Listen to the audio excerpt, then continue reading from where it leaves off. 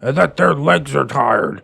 They're hungry. I am shocked. Hello friends, and welcome back to ReddX, your source for the freshest daily Reddit content anywhere on the internet. Promise. Swearsies. It's just a fact. Look it up because it's totally science. Today, you know what it is already. We are getting into some r/Neckbeard stories because I just can't help myself. The cringe is so good. The cringe is so strong. The Neckbeards that we featured in these stories are also like half weeaboo from what I can tell, so they're multi-classing their cringe, which is pretty cool. I am a little sick. Maybe you can hear it in my voice, but maybe I can cringe it out of my body, so let's try that. That sounds legit. Without further delay, let's go ahead and jump right into these Neckbeard stories. Creepy Neckbeard stalks me at my favorite place, a cosplay convention. Big welcome back to BlackheartFaith, who wrote the Gundam Beard story that I did maybe a week ago, something like that. So I'm excited to read some more of her stuff. Let's check it out. Hello again, everyone. I've come to bring you another Neckbeard experience, since people seem to want more. We always want more. Also, to the YouTubers that read my last story, what up? I'm so glad everyone enjoyed. Heck yeah! Our tale today isn't as horrific as Gundam Beard, but it was still pretty creepy. So I hope you guys are ready for the ride. As always, TLDR at the end. Some people were getting a little confused with how the Gundam Beard story ended, but I did give his gifts away to neighboring children. I didn't know his address, and he had delivered them in person, so I couldn't send them back. Lucky me, right? And it was actually my dad's sister that told him my address, since she knew this guy's dad. But this woman actually knew that Gundam Beard was insane. Needless to say, I cut ties with her, and we are now as much enemies as the Stormcloaks and Imperials. Dad's sister? I guess that would be your aunt? So okay, one less aunt. A small price to pay. Anyways, let's meet today's star performers. Faith, OP, 23, same gothic introverted cosplaying nerd, and by now, a rather crabby little human, apparently also still Neckbeard bait. Mason, 26 male, my older brother, still that overprotective wrestling-loving boy that will throat punch someone for messing with his baby sister. And Goku, our Neckbeard of the day, 24 male. To this day, I still don't know much about this guy, other than that he should have a big red flag tattooed across his forehead, and probably shouldn't be within 30 yards of any event involving human interaction. Dude, if you see this, and you know who you are, I hate you. Also, you ruined Dragon Ball for me. Why's it gotta be named Goku, though? Goku's a cool name. I guess you just add beard to the end. He's Goku Beard. This story actually happened in March of this year. Yes, the cursed 2020 gives me another neckbeard. I wanted a fresh start, but instead, I get a stalker. Not cool. Again, since I'm always on my phone and my laptop is a piece of crap, I'm back bringing you a new story on mobile, so sorry for any mistakes. The story starts where every horror story begins, online dating sites. Since I didn't want to use something that I had to pay for, and because I'm broke as a joke, my dumb self decided to try Facebook dating. I know, how could Faith get any stupider since the last story, right? Everyone's entitled to one stupid mistake in their life, right? Well, apparently, this is mine. I'd made the account in November of 2019, and was seeming to do pretty well, aside from the sleazeballs and nice guys, that is, until February, when we meet Goku. You'll understand why he's named that soon. He liked me on the site, and he seemed normal enough, so I matched with him. We began chatting, and he finds my Facebook page. Which already that's weird enough, since it only shows my first name on the site, and we have no mutual friends. I added him, and he began messaging me, little by little at first. It started out with messages like, "Hi, how are you? You look great in your pictures. You must be big into horror movies." and things like that. My profile picture at the time was a shot of me and my favorite cosplay with a fellow cosplayer, and an absolutely wonderful fella dressed as Jason Voorhees, my favorite slasher. This was a picture from a previous con that Mason had taken. "Thank you. I really love horror movies and anything of the like," I replied, finding the conversation to be quite pleasant. At first. 2 weeks after we started talking about random nonsense, he asks if I want to be his girlfriend. Mind you, I'd never met this guy before or anything like that, so I said, "Goku, I think that's a little too fast. I don't really even know you all that well," I replied. When I tell you that this guy's profile was weird, I'm not exaggerating. His whole timeline was made up of nothing but face swap videos, pictures with e-girls that looked extremely uncomfortable. I felt so bad for those poor girls. And the most neckbeard quotes that I have ever read. Like those cringy thrown together P-Zap ones plastered on a Joker picture. I immediately thought, Faith, you incompetent ninny. What have you gotten yourself into? Well, readers, it gets worse. Much, much worse. Fast forward a week, and my local cosplay convention is finally coming to town. I told Goku that I just wasn't comfortable going out with someone that was so pushy, and I hoped that he understood. He said yes, and I didn't hear from him for the week, until the night before the con.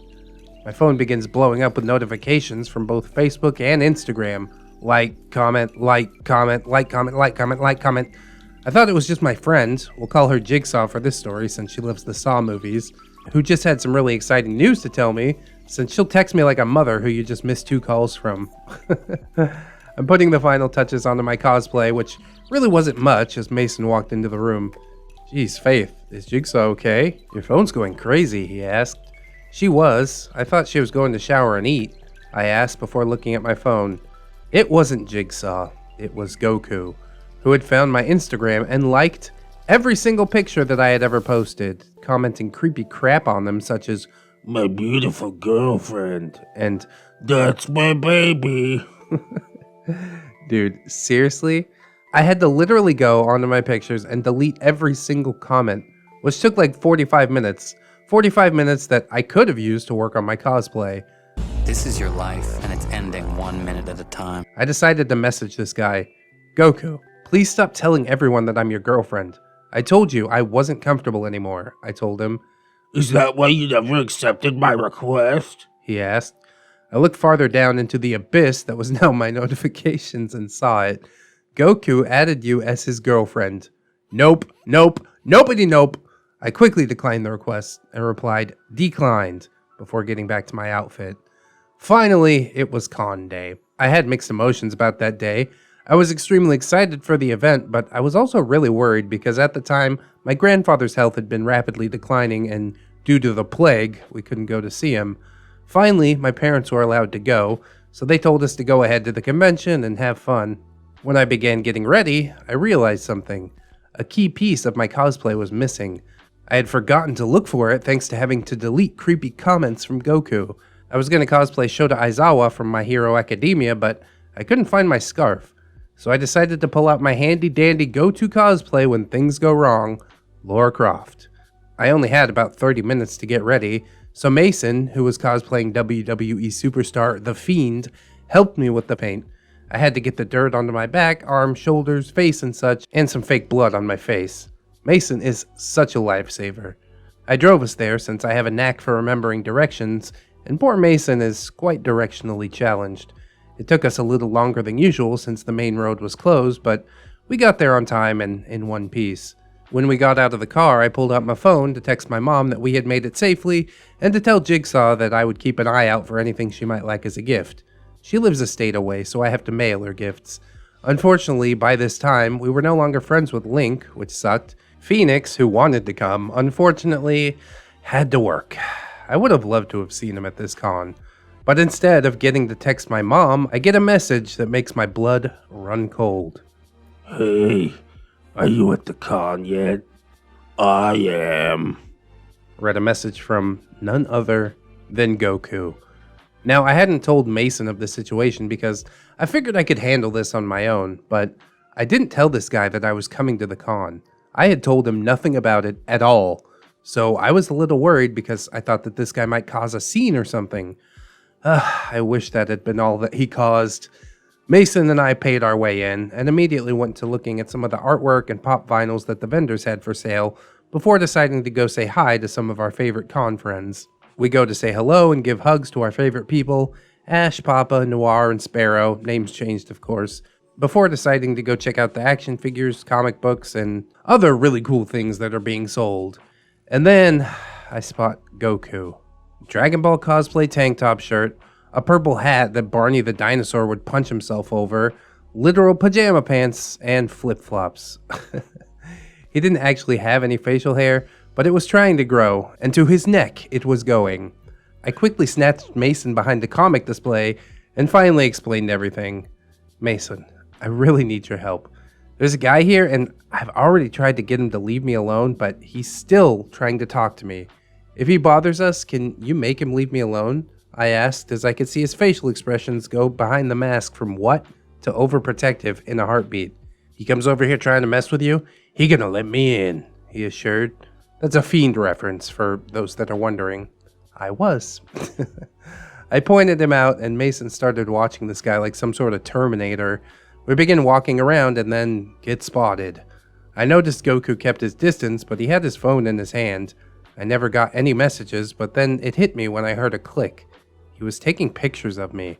I kept leading Mason around the convention building to try and lose him, but this guy found us no matter where we went. This went on for over 2 hours. He never tried to talk to us, just stood around corners with his phone in his hand. This guy thought he had some James Bond level skills when in reality he was worse than the rhino scene from Ace Ventura. He almost knocked over a fake plant. I was sick of getting followed. He was on the verge of getting beaten with a foam board pickaxe. I then had to stop and tie my boot, so I sat down on the floor with Mason standing guard so I didn't get stepped on by any poor unsuspecting tall or masked congoers. Then I saw a pair of shoes that I didn't recognize. I looked up to see, and I will never forget this, a Pokemon thief. He had a bag full of Pokemon thrown over his shoulder like a weeb Santa. Are you Faith? He asked. Yes, I said. Why didn't I just lie and say no? Oh, good. That's Goku, he replied. This was one of the suckers I saw walking around with Goku earlier before he broke off to play Secret Agent. I didn't recognize him with the rest of his costume on. Oh, okay, I replied. That's my go-to, I'm extremely uncomfortable, please get away from me line. And it's a good one. My memory kind of blacked out, and I remembered I was in the bathroom hiding and starting to hyperventilate, and then I remembered something. I had left Mason. I stayed in the bathroom for about 5 minutes before poking my head out and seeing my little fiend just waiting by the door. Where's Goku? I whispered. That guy? He left. Guess he didn't want to let me in, he answered. I wanted to hug him, but I didn't want to cover him in brown Halloween paint. He told me a little about the conversation, but I forgot most of the details. But that guy was about to get a hand shoved down his throat if he did not leave me alone. The rest of the con went great. Mason had scared Goku completely out of the building, and he'd even bought me a Jack Skellington picture to make me feel better. On the way home, I gave Mason my phone and told him to block Goku on everything he could find. I later found out that my grandfather had unfortunately passed away while we were at the con. Jesus. But my parents didn't want to let me know while I was there. Had I known, I'm pretty sure that guy would have been choking on that foam board pickaxe that I was carrying. I've been back to cons since then, but thankfully I haven't had the unfortunate pleasure of seeing Goku again. Thank you so much to everyone that reads this little nightmare of an adventure. May your quests in life always be a bountiful success, and may your path be clear of neckbeards. As for my fellow congoers, if someone is stalking or harassing you, don't be afraid to call them out for the creeps that they are. Love y'all. TLDR. No balls, bro. That dude has no balls. Just follow you around and like take pictures on his camera phone. Like, how pathetic can you get?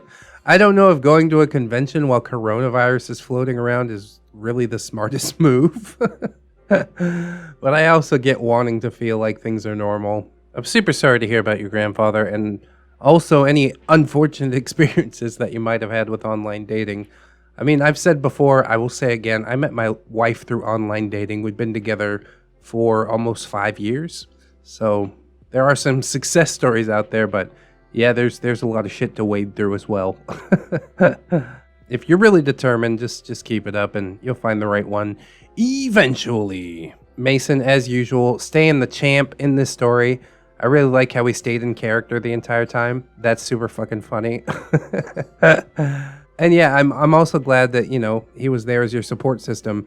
Because at the end you said you should call out the creeps for what they are and stuff, but that definitely escalates the situation, especially if you're there by yourself. So it's always good to have backup. Even in public, you don't really know what can happen, you know. This guy definitely seems off kilter, so hopefully he finally got the message. No alt accounts and stuff messaging you. But yeah, to me it seems like it turned out just about as well as it could have. So thank you for sharing, OP. Good story to open up with. And with that out of the way, we will jump right into another one. Neckbeard gets angry with me for getting a girl's number. Aha, cock blocked. To start off, I need to apologize because this is kinda long. The story happened about 2 years ago at my place of employment. I won't say the name of the company that I worked for, but our job was basically to handle any service issues for whatever clients had hired us. The people in the story will obviously have their names changed. Me, that's OP, Greaseball is our neckbeard, and Katie is the co-worker and fixation of Greaseball. I first met Greaseball when he was assigned to my team. No one on our team was particularly thrilled about this because he already had a reputation during his time in training. He pretty much fit the stereotypical neckbeard, overweight, scraggly beard that was mostly on his neck, which was probably for the best since when he shaved he looked like a giant man baby. And he always had some anime shirt on. He didn't always smell, but when he did, it was horrible. Like I had to cover my nose and breathe through my mouth. Oh no, don't breathe in his stench, OP. This is like particulates, you know? So you're gonna turn into a neckbeard. That's how it works. Unfortunately, Greaseball's desk was right next to mine. He was always bringing in those Gundam toys and putting them on his desk. He was also one of those guys who hated it when you called them toys. He'd freak out and say, They aren't toys, they're models. Aren't models worse because you can't even play with them? To make matters worse, I was the team captain, which is basically the second in command of the team, which meant whenever my boss, the team leader, wasn't around, any issues that other team members had would be dealt with by me. Big man, big M-I-N, big man, big M-I-N. And since Greaseball couldn't get along with anyone else on the team, this would lead to complaints and sometimes straight up yelling matches, which myself or the team lead would have to stop. So this all started during one of our bi-weekly meetings. The company I worked for at the time was international, so there was always some small rule change or update in policy that required us to do an hour-long meeting to go over what was changing. Bureaucracy hell. We'd go into small groups, and at designated times we'd sit down with the trainer and discuss the changes. I had already finished my work and asked my boss if I could go to the meeting a little early, which he said he had no problem with. I ended up being the first one there, so I got on my phone and just hung out for a bit. Before long, people started filing in and taking their seats. This is where Katie comes in. I'd never really talked to her before, but I'd seen her around. She was really short, with blonde hair and big brown eyes, incredibly attractive and incredibly friendly to just about everyone. She comes in and sits 2 seats to my left, leaving 1 seat between us. We started chatting a little bit, nothing flirty at that point, just your basic, hi, how you doing type of stuff. This is when Greaseball comes stumbling through the door. At that point, there were no seats left besides the one between me and Katie. Katie, being the friendly person that she is, waves Greaseball over and says, I saved you a seat right here. Greaseball looked at her, and the moment I saw the look on his face, I knew I was in for a show. So Greaseball comes rushing over to sit down. As he's sitting, Katie mentions that she likes the shirt that he's wearing, some anime graphic tee. Greaseball thanks her before glancing over at me. I didn't make eye contact or anything. I just gave him a quick what's up and focused in on the trainer who was starting her presentation. We actually made pretty good time because we got through the meeting 10 minutes ahead of schedule, and because of this we got to do whatever for 10 minutes. I pulled my phone back out and started looking through my newsfeed. It's at this moment when Greaseball starts bombarding Katie with questions. He asked her if she had Ever watched the anime that was on his shirt? and she politely said no, and that she wasn't into anime. I had never felt so much cringe in my life. I turned on my music and put my earbuds in to try and drown out the sounds of Greaseball. Katie leans over and sees me listening to music. She jumped and asked what I was listening to. I offered her one of my earbuds. I kinda knew this was an excuse to get away from Greaseball, so I rolled with it. Katie asked if Greaseball would switch her seats. Greaseball glared at me before looking back at her and grumbling as he stood up and swapped seats with her. Greaseball looked off and started talking to someone a few rows ahead of him, while Katie and I just listened to music. She made sure that he wasn't listening before she thanked me for helping her to get out of Greaseball's slippery grasp. We talked for the rest of the time and we actually hit it off. She started getting flirty and I flirted back. Greaseball noticed this and it was clear that he was furious about it. At the end of the meeting, she gave me her number and I gave her mine. I left to go back to my team, and Greaseball was right on my tail. He grabbed my shoulder to stop me and demanded to know what I was doing. I told him that I didn't know what he was talking about. And then he starts to go on a rant about how he and her were talking, and I had no right to interrupt that. I laughed it off and told him to get back to work. For the rest of my time working at that company, Greaseball had a personal grudge against me. It only got worse after Katie and I actually started dating. And even to this day, long after I quit, my friends who still work there said he grumbles about it to anyone who will listen, which is nobody. I mean, did OP block the cock? Probably not. I mean, that would require Greaseball to be like on his way to the goal line. And really, he wasn't at all. I think she was just being nice, like, I saved you a seat, so he's not embarrassed about being the last one there, right? Maybe she did like him, I don't know. But it seems like she's just a friendly chick. And guys generally read way too deep into that. You're like, oh yeah, she wants me, bro. Are you sure, though? I can kind of understand why Greaseball got so salty. Like, this was his one chance, and he feels like OP blew it. When really, it's like, you blew it yourself, bro. You blew it by being you. And really, if you're a socially competent person, like, getting cockblocked once or twice, so what, dude? It's happened to me before. I've done it to other people before. And guess what? At the end of the day, we were still bros. You know? It's like, all right, you got me on that one. I might be a little bit salty if it was somebody that I didn't know, but like, there's plenty of fish in the sea, dude. Just cast that line again. You'll be all right. Anyways, fair dues to OP. Sounds like he's taking care of that chick.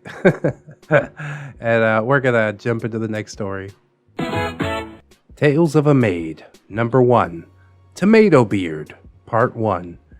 TLDR at the end. This is going to be quite a long story, and it's typed on my phone, so I'm sorry if the formatting is off. Okay, first, a little intro. So these stories take place a few years ago when I was 16. I live in a country where you're allowed to work a mini/holiday job 40 hours a week at that age. I'm sorry to be this cryptic, but once you know the country, it's easy to figure out the Maid cafe. Anyways, at this point in time, I was really into anime and manga. I also adored the cute fashion, and I decided to apply for a job as a maid in a pretty big and popular maid cafe in my country. They accepted my application, and I was thrilled to go through training and get to work. Training consisted of learning some Japanese phrases, dances, mannerisms, and how to represent the cafe properly. But little did I know what I would face. We were an event cafe, which means we were only booked for conventions, fan events, and shootings. Oh no, not shootings, OP. Does this take place in America? A typical customer round would look like the following. Picking customers up at the door, greeting and introduction in Japanese, bring them to their table, give their order to the kitchen, play a game with them, talk, serve the food, and take a Polaroid picture at the end. Once we're done, I bring them to the door and pick up the next ones. Rinse and repeat. Or at least that was the plan. So this is like Hooters with girls dressed as maids, I guess. People literally waited 7 to 8 hours to get into the cafe, so we did our best to not seem stressed and give them the best possible experience. People in this story, Maid, that's OP, 16 at the point of this story, on the smaller side. Boss Maid was my boss, who was, to be honest, a little scary at times. And Tomatobeard, a superb neckbeard, quite tall, pretty heavy with an interesting scent. Unwashed hair and a ponytail, a little too small hentai shirt, and an even smaller amount of patience. Companions, Tomatobeard's friends of a similar caliber. So on my first day, I was thrilled to work, eat good food, spend my breaks on the con premises, and meet some friends, and just generally have a lot of fun. And it started out amazing. The customers were super nice, sweet, and everything was good until near the end of my third round, when we heard people shouting from outside of our cafe. Boss Maid sprinted outside to check what was going on and solve the issue before other customers started to feel disturbed. Even though the door closed behind her, you could hear Tomatobeard and his companions screaming inside that they had been waiting for 45 minutes and that their legs are tired. They're hungry. I am shocked. And they demand entry to the maids pronto. So Boss Maid told them to have a little more patience and shut it. If not, they'd be denied entry, and she'd call security to have them removed.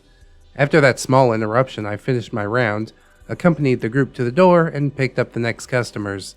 Lucky me, it was Tomatobeard and his companions. I greeted them, introduced myself, and bowed to them as I was supposed to do. Tomatobeard bowed back, way too deep, and tipped his imaginary fedora. Milady. No way, dude. First, everything was going smoothly. We sat down, I took the order, we played some Uno and talked about an anime that we all enjoyed. The only thing making me slightly uncomfortable was Tomatobeard's scent from across the table, and his eyes not really looking in my face, but a little further down. I did not really appreciate that, but I let it slide since I didn't want to start any drama. They enjoyed the food and drinks, and since Tomatobeard won 2 rounds of Uno, he was supposed to get a Polaroid photo with his companions and me in the cutely decorated photo corner for free. As soon as he was positioned on the throne, Tomatobeard demanded that I should sit in his lap for the photo. I told him as nice and politely as possible that I was uncomfortable with that, and I'd like to just stand beside them and kinda do my thing. He didn't like that. Apparently, that was too much for Tomatobeard to handle, since he started screaming something along the lines of, We had to wait so long to get in, and now you won't even sit on my lap? What do I have from the picture if I don't have the memory of a maid sitting on my lap? What kind of fan service is this? What did I wait for? Tomatobeard's companions were just nodding along at his screamed monologue. The longer he screamed, the darker the shades of red on his face became. Hence the name. To be honest, I was mad. Really mad. But also pretty intimidated since he was really tall, really big, and really angry. I didn't quite know how to handle the situation. Luckily, Boss Maid swooped in and told him and his friends to leave the cafe ASAP, or security will remove them this time, not only from the cafe, but from the whole convention. Tomatobeard and his friends left dramatically, attempting to slam the soft-closed glass door on their way out. But if you think King Tomatobeard and his henchmen gave up on the photo so easily, you're wrong. Part 2 coming soon, where Tomatobeard and his companions managed to get thrown out from the convention with a truly spectacular move. TLDR. I mean, I guess that this is about par for the course in a fan service cafe, you know, but really it's still unacceptable behavior. At least act like you got some class, you know what I mean? You're already subjugating these women, I guess also giving them a job at the same time, but they have to dress in like a stupid little maid outfit and play to your fucking fantasies, pretend they like you, sit and play Uno with you, and you're still gonna act like a dick at the end of all that? You're entitled to nothing. You know why your legs hurt after standing for 45 minutes? Because you're a whale human. A tomato whale human. God. I'd really like to know what happens in part 2, but I don't know if I could handle the rage. Like, just this small encounter, and I'm already like, you leave that girl alone. She's 16, dude. She's just trying to make some money. Like, what are you doing? What is wrong with you? Oh yeah, I forgot. You're a neckbeard. You're everything that's wrong with the world. Shame. Shame. Unfortunately, they have no shame, so what can be done? I guess I'll have a think on it, and maybe I'll let you guys know tomorrow if I come up with a good answer. Anywho, friends, I hope that you like, comment, and or subscribe if you did enjoy this episode. I couldn't quite get it to the normal length. I'm going for like beefy videos, but I'm just so sick. I'm having the life sapped out of me, you know? So if this video isn't as good as some of the others, I do apologize for that. In addition to the liking and the bells and the subscribing and whatnot, I hope... It's almost Bill Cosby. I hope that you'll check out the links in the description. We've got PayPal if you want to make a one-time donation, Patreon for recurring donations, Twitter, Discord, Facebook, and my other channel if you want to reach out, get to know me a little bit further. And of course, as always, I'd like to thank my lovely, beautiful, gorgeous, wonderful patrons. We've got Damon Darkstar, Lady Nix, Crimson Albedo, Dot Nathan, Robert Waits, Just Austin, Hope Squid, Rebecca H, Cider Drinker, and the big boy, Barlow Spugo. I definitely appreciate you guys for helping support the channel. I'm really hoping to take this full time sooner or later, and we are well on the way. And I can't thank you guys enough. If you can donate, then that's totally cool. I highly encourage it. But if you don't have the means right now, then that's cool too. You know, I'm just glad to have you here watching the videos. It does mean a whole heck of a lot to me, because without you guys, this channel's nothing. So we are all ReddX. I hope you'll join me once again tomorrow for some more cringe. And in order to do so, you will need to keep yourselves safe out there. So wash your hands all the time, always. It's super important. And also take some time out to do something that you enjoy today, because you are loved, you are worthy, and you definitely deserve it. I will see you in the next one, friends. And until then, bye-bye.